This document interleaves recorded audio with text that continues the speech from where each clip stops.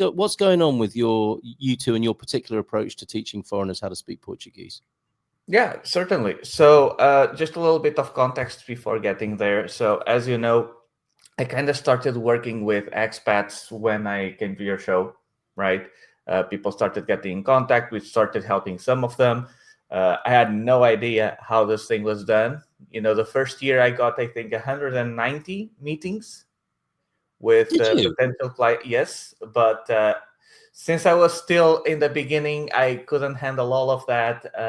And I think only about 10% of those became clients one way or another. 500 bucks here, 500 bucks there. So it was enough to to pay for the expenses, but we were still learning. And then very quickly we started, as we talked to more and more people, first of all, it forced us to step up, be a bigger professional, provide even better value, be an even better agent. But the other thing we started noticing as well is that the integration is also very important. And so our kind of philosophy and goal was always to be, a person people could rely on whenever they needed something in Portugal, and help not just get real estate, but also understand the culture, integrate, understand the language a bit more, know what to expect, and have a better experience coming here.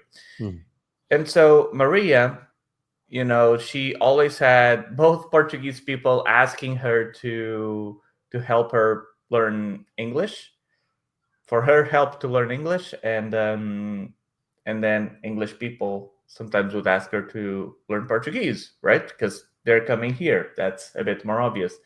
And so it kind of started as a hobby for her. She would do these like Zoom meetings and help people here and there. And then one thing led to another, and then she created like this calendar. It's a concept of doing things, with a time frame, instead of just having this vague, just learn Portuguese all the time or whatever. It's like, okay, a specific calendar. This day you do this, you do that, kind of like a plan to follow to actually start getting used to the language. And then she created a school community because after her research, she found out that it's a good place to not only have a community, right? It could help us a little bit and invest in her work, because it's like $10 a month, which doesn't break anyone's bank. Netflix is more expensive nowadays, right?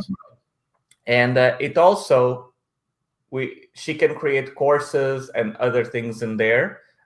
Some can be free, some can be paid. And so I was talking to her yesterday, actually, and we decided that because also you helped us get this business kind of started, right? You showed us that there was this need.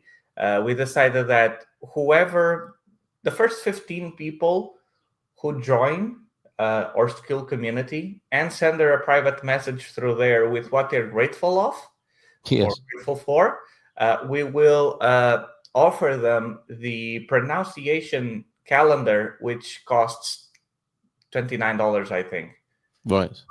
So the first 15 people to join and send her a message of what they're grateful for. Yes. Netflix is twice as expensive. The first 15 people who join and send her a message of what they're grateful for, then we'll offer that calendar for free. Right. So what they're up against is they will be subscribing at €10 a month, will they? And then they'll get an additional $10. I beg your pardon, $10 a month to learn Portuguese and be part of the community. Yes. And then some of these courses are extra, but she's giving one of them as a free gift, an introductory offer, basically today on Green and Red Monday, right? Yes, exactly. So real quick, the 30-day European Portuguese challenge on the top left. It's the one that you've done already. You've done it, right? Well, I haven't. I had, like a lot of people, I have the best of intentions. And what I want to say about this is what I think will make it work is a tipping point. And I find this with my own school community. What's required with all online courses and memberships and groups is a tipping point of people. So that's why I'm encouraged to hear Maria's offer this morning. Is if enough of us pile into there and start talking and hold each other accountable to the process, it's going to be a whole lot more fun, isn't it? Like it is in any, and that's the difficult thing, I think, that anyone who hosts a community has. It can be quite disappointing, can't it, when you've created as many materials as Maria has done here. These are fantastic. You can see all the effort that's gone in, and my memory of watching your first few videos is they're great fun. You do learn something, and we can't complain anymore that we haven't got fun resources to engage with when such things exist here. But it does take a tipping point and a critical mass of people for it to feel great and fun, rather than like tumbleweed, which is, there are a lot of calls on our attention, aren't there? Netflix being one of them. But if enough of us pile in here in one place and commit to it and hold each other accountable, we'll have a lot of fun and a lot of value, I think, from being involved in this community. So thank you. Certainly. Yeah. And the more people are there, I believe the better she will feel, and she will have this push, which is natural, right? To do even more. You've probably felt this already. Like maybe there was one time you've made a video that had like 10 times the views, and you're like, oh my God, I need to do more of this. Yes, exactly. You've got a testimonial here from our great mutual friends, Bob and Viv, Maria Vitor. When we follow any of the language training programs Maria and you offer, we always make great gains. Excellent program. And this is a thing in our time, isn't it? So many calls on our attention, and we have to prioritize what it is we want to learn, and then make the necessary commitment. And here's an opportunity. Here's an invitation. Look at this. This is just a small sample. I haven't fully read all of these yet. Right. It is the age we're living in, isn't it? There is so much. Yes. That is saying, look, read me, look at me. And every day it seems to be more and more. And that's becoming a modern, a 21st century skill, isn't it? It's being discerning and choosing the things you really need, and remembering what you said. I want to learn Portuguese, and then doing nothing about it for weeks on end. Here is a very tangible way of doing it. And a few of us could pile in, as I say, and learn together. Sounds like an extrovert. Loads of people piling in will make it more fun. Probably not for this introvert. Okay. Well, yes, and that's also true about learning Portuguese. You do have to find the way that suits you best. What is Maria's MO, her modus operandi for teaching? What with the way that you have both done it, which learning style do you think it suits best? So we're going with comprehensible input mainly, because that's also, I've talked a bunch of times on the show. I'm also learning Chinese. And that's how I feel it works the best for me, which is conversations in context. And often we make videos, like we do a little play, the two of us, where we have this short sentence, right? And it's done in stages. So I don't know if you can open the 30-day European Portuguese Challenge there, so you can see the picture of the calendar a bit more. The first one, yeah. Okay, yes, we can do that. There we go. Okay. No, just need to introduction. Maybe, resources. See if you can find the calendar in there. Oh, the calendar itself. I'm not sure if I can. Oh, the resources I think is where the calendar. Yes. No, I can't find that immediately off the top of my head there, but it's in there, isn't it? I mean, it is calendar based. Truth be told, I haven't made. I mean, I've helped her make the course, so I didn't take it. I kind of already know Portuguese, right? Yes, but essentially, it starts with on the first day, you get the audio, and your task is to listen to the audio, and then do it over and over and over again, like. The idea is that you put it on a background noise as you're going about your daily life.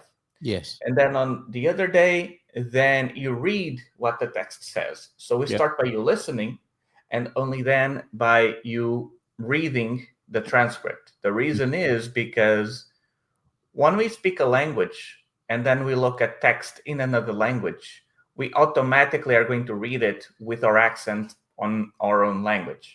And you know that Portuguese sounds a bit different than English. And by the way, the opposite is true as well. I still remember in high school, a lot of my colleagues would do atrocities to the English language because they would read it as if it was Portuguese. And so we start like that. And then you have some exercises and then translations. And then It goes on step by step. Yes. So you're starting to learn by getting used to the language, because I think it's Steve Kaufman. He's one of the world's biggest polyglots. Yes. Seen Um, him. Yeah. he says that language is something you get used to, not something you learn, and that's Oh, the approach we're going yes. for. That okay. That sums it up nicely. Something you get used to, become accustomed to, are immersed in, like a child learns. Right. This is how they said children Yeah, learn, yeah, immersed in the exactly. sounds until one day they repeat a few of them, and everyone goes, "Muito bem," and then you're off and running, aren't you? You're off. Exactly, Yes. exactly. Oh, and another thing also, which is important, the calendar that we are offering today is the pronunciation calendar. So Yeah. she goes in detail about each sound each letter makes, Yeah. all of the sounds each letter makes, so that then you start with that awareness of what sounds exist. And once again, this is something that seriously helped me with Chinese. I watched a very extensive video on the sounds of Mandarin Chinese. Yeah. I didn't memorize all of them. It was hard as I was listening to even distinguish between of them, but because I knew they existed, slowly but surely, I started to kind of pinpoint each sound. And Okay. so that's also what we're going for here. And no, Maria does not teach Welsh, unfortunately. Okay. And no, I'm not interested in doing Good Morning Wales. I mean, no offense to Welsh people, but we've got enough going on here. Oh, listen, he's saying "mama." Exactly. That's how we'll be learning, and I'm sure Maria can give us some muito bem from time to time as well. So there we go. Acquisition versus learning. Yes, Yes, that's another way of looking at it, Mr. S. Thank you for being here this morning. correct. And a little bit of bit more feedback and responses here, Sarah. Okay, I'm back at it, and I've already sent Maria a message. I still have Portuguese in a certain situations because of your awesome recordings from the classes, which I found to be a game changer. That's excellent to know. Peda, I did Maria's course, got a bit lost after the first. However, really enjoyed the first part. Obrigado, Maria. And I hope you have explained why, Peda, because it's very helpful for anyone who delivers courses to know how and why you got lost, so the courses can evolve as well. And Sarah's saying, I just needed a nudge. So thank you for showing up. That's what we're about this morning, is a bit of a reminder, gentle reminder. And the instructions, once again, to take advantage of the offer is to go to this link and send Maria a message once you've signed up. Is that right, Vitor? Yeah, of what you're grateful of, to keep in tune with the show. And is that grateful for it with Portuguese life or just in general? Is it any kind of gratitude? In general, yeah. Message of gratitude. It'll be the key tone for Yes. her knowing income from here. Wonderful. Okay. Well, thank you so much for being here this morning. Is there anything else you wanted to share? Did you want to share anything about Portugal Door and your work, helping people move to Portugal, of course, as well as the language learning? Yeah, of course. So maybe I'll touch upon a little bit on what you said, with the attention span nowadays and whatever.